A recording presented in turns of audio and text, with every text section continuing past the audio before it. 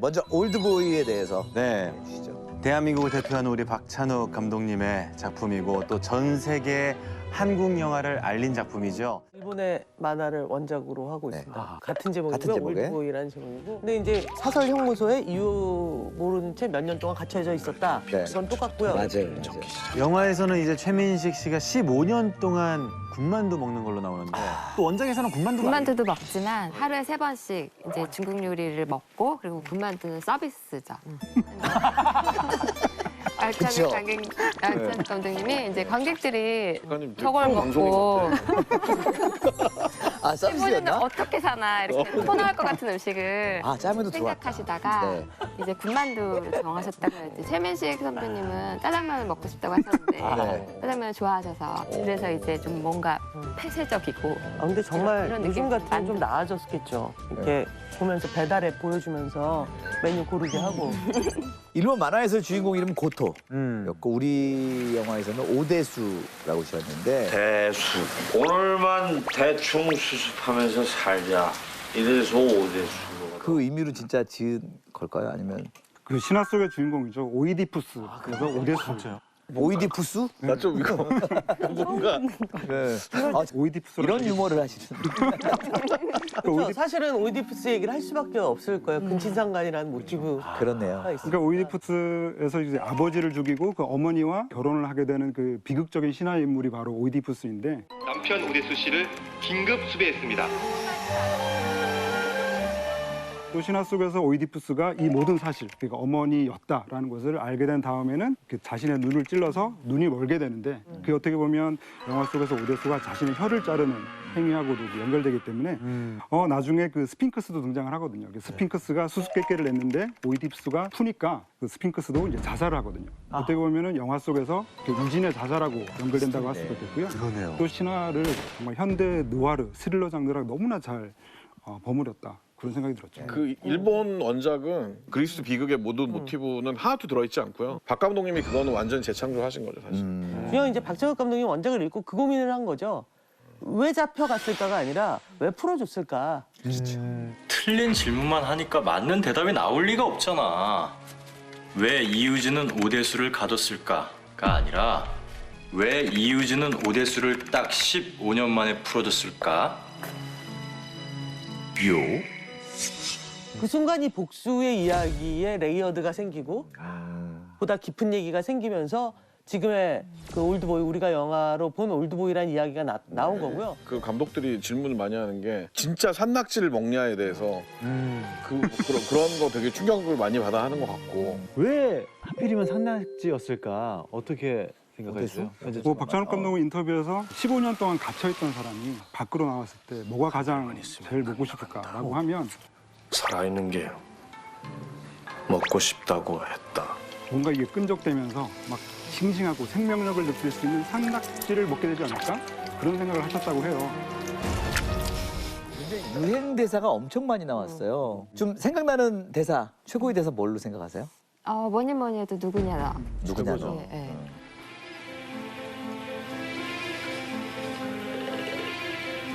누구냐 너?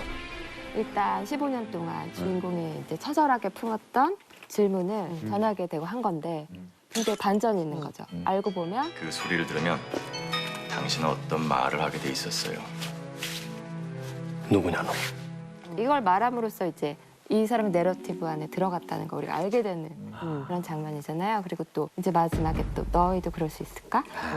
누나하고 난 다 알면서도 사랑했어요. 너희도 그럴 수 있을까? 근데 이게 또 진짜. 한편으로는 또 관객들한테 던지는 질문이기도 한 것 같아요. 근데 저는 이렇게 보면서 못할 것 같은데 그런 생각이 들었거든요. 근데 이제 이 주인공은 그거를 해냈다는 거죠. 뭔가 이렇게 낭떠러지 같은 뭔가 아득한 느낌이 드는 그런 대사였던 것 같아요. 근데 알면서 할 수 없을 것 같아서 이제 기억을 지우고 사랑하게 되는 네. 자, 뭐 이제 박찬욱 감독님 하면 제일 먼저 떠오르는 단어가 많은 분들 생각하시다시피 바로 미장센인데 박찬욱 감독의 미장센은 가히 독보적이라고 해도 과언이 아닐 것 같습니다. 상식적으로 생각하는 그림들은 안 나오잖아요. 어떻게 보다 보면 본인이 했던 저기 미술은 내가 봐도 참 잘한 것 같아. 제 기억에 남어. 아니 뭐 기억에 남는 아니 그러니까 지금 보면 조금 아쉽죠. 그러니까 디테일에서는 아쉽지만 그래도 저렇게 용기 있게 시도한 거는 참 잘했어. 네. 왜냐면 그때 이 영화 끝나면 나 이제 영화 못 하겠구나라고 생각을 했었던 것 같아요. 왜냐면 이게 그전에는 막 이런 식으로 벽지를 과감하게 만들어서 붙이는 게 아니라 배경이었었잖아요. 이제 네, 네. 집에. 근데 저는 이제 심장 박동이 빨리 뛰다 보니 또 여기에 맞는 패턴이나 이런 것도 디자인해서 하다 보니까 관객들이 너무 거부감을 느낄 수 있다라고 생각을 겁을 먹으셨구나. 예, 예. 근데 초반에 최민식 씨 머리 너무 파격적이고 멋있더라고요. 네. 그러면서 많은 사람들이 이 영화 약간 이런 영화야. 제대로 그냥 이렇게 평범하게 가면 안 돼라는 확신들을 좀 얻었고 배우가 앞에 섰을 때 그 배우들이 충분히 이거 믿고 파워풀한 행동을 하면 그냥 뒤에는 그냥 그렇게 눈에 띄지 않는 거예요. 그래서 겁은 먹었지만 나는 이 일을 해야 된다. 되겠다라고 한 거는 잘한 것 같아요. 갇혀있던 방은 어느 정도 디렉션 주신 거예요? 갇혀있던 방.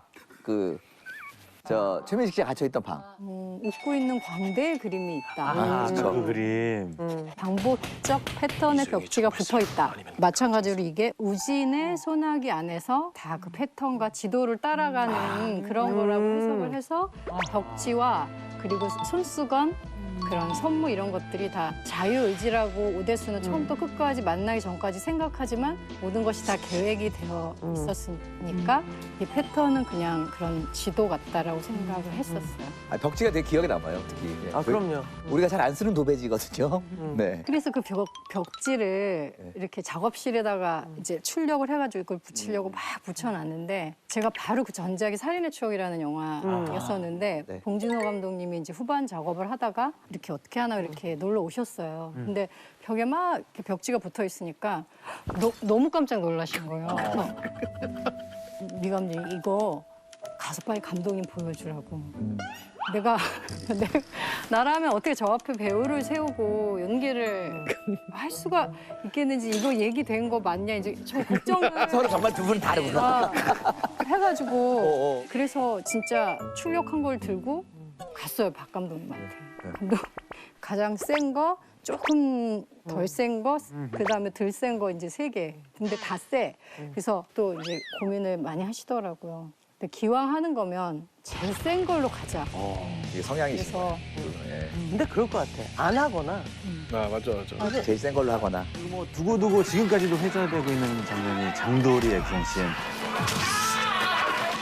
아까 16번 찍었다고 말씀. 아까 임필성 감독도 얘기를 했지만 네. 임필성 감독이 원래 본 콘티에 따르면 수백 개의 커트로 한 그 100개. 쇼트로 구성된 되게 잘게 나눈 액션씬이죠. 근데 원테이크로. 네, 원테이크로 간 것 때문에 아마 이 영화는 더 멋진 영화가 된 것이 아닐까? 제가 알기로 하여튼 그 정정훈 촬영 감독님이랑 현장에서 이렇게 리허설 해보면서 이렇게 가도 되지 않겠냐고 좀 같이 결정을 한 것 같아요. 그래서 그 장면을 자세히 보면은 오대수에게 이렇게 도끼, 뭐 칼, 뭐 이런 그게 사실은 CG예요, CG. 그래서 어떤 기술적인 오차가 난 거를 되게 후보정으로 굉장히 디테일하게 다듬어가지고 완성을 하냐고.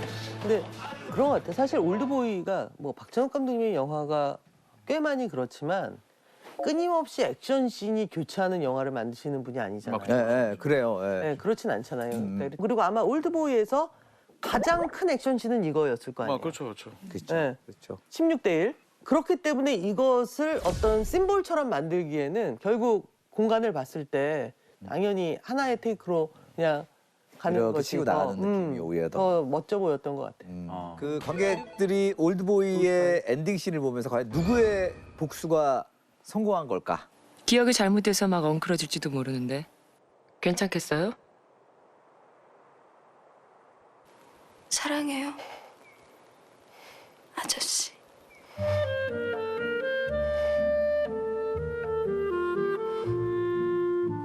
모호한 미소의 의미는 뭘까 생각하게 되잖아요. 어떤 사람의 눈에는 울면서 웃는 모습이 웃는 걸로 보이겠죠. 그 사람은 생각에 이 사람이 잊어버렸을 것이다.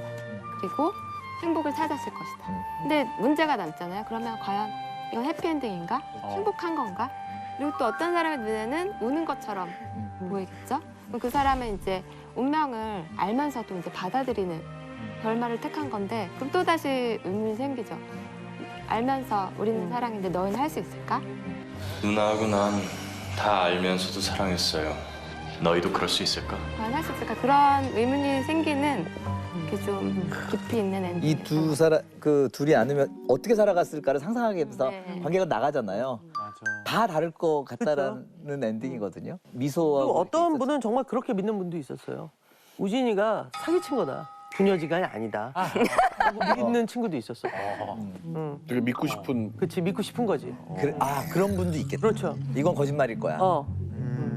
전 사실 좀 다른 생각을 했었어요. 미도가 정말 모르고 있을까? 각자의 해석 알고 한번 있을 얘기해 것 같다. 그쵸. 미도가 그렇게 아, 많은 일이 지나고 자기 혼자 스스로 알아보려고 하지 않았을까? 아빠임을 알면서도 모르는 척할 수 있잖아요.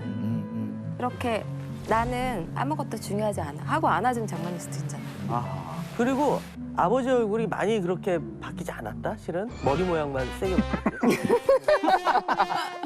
그리고 저는 우진의 복수는 저는 그냥 끝난 것 같고 그 이유는 그렇지. 의도한 건 아닌 것 같아요. 왜냐하면 우진이 엘리베이터에서 죽을 때 보면은 이제 무슨 낙으로 살지?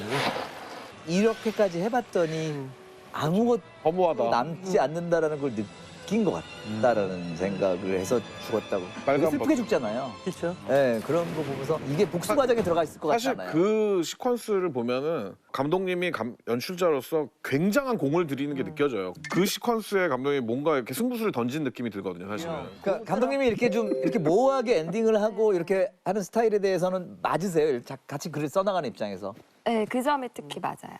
다른 점 그럼 맞지 그분은 않은 점 많이 있지만 두 키보드를 할 때 별로 같이 가는군요. 네, 그 결론은. 부분 같이 가고 감독님 이제 회사 이름이 모호필름인데 모호필름이요. 늘 소속감을 느껴요.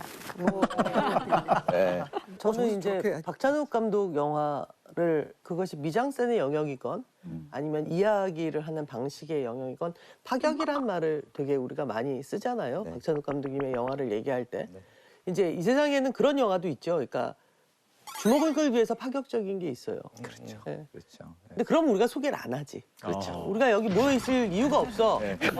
근데 박찬욱 감독의 파격은 이유가 있는 파격이라는 생각이 들어요. 그러니까 무슨 얘기냐면 내용적으로 맞아요. 근친상간과 관련된 굉장히 그 오이디푸스라는 신화의 어떤 이야기들이 나오는데 그것을 하는 것은 와 파격적이야, 와 이상해, 와 대단해가 아니라 그런 극한까지 갔을 때 인간의 욕망과 불안함과 두려움과 연약함 이런 것들을 보여주는 거예요. 그래서 그걸 보면 인간이 극한에 모였을 때 어떤 감정을 보여주는가를 나와 한번 연동시켜 보시는 것이 박찬욱 감독 영화의 파격의 의미고 미장센 역시도 나 이런 것도 할 줄 알아 저런 것도 할 줄 알아가 아니라 뽐내는 게 아니고. 바로 그 파격적인 것을 어떤 그 기가 막힌 액자 안에 넣어버리는 거예요.